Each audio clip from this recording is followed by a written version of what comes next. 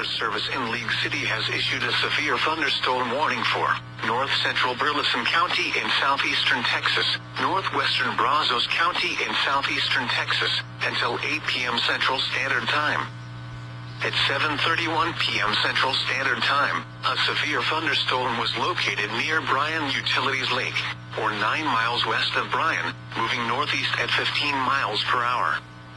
Hazard, 60 miles per hour wind gusts and half-dollar-size hail.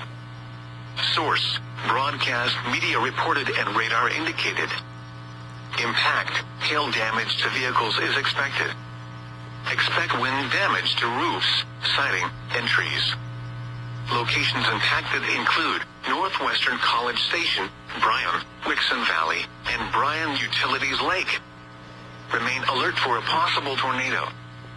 Tornadoes can develop quickly from severe thunderstorms. If you spot a tornado, go at once into the basement or small central room in a sturdy structure.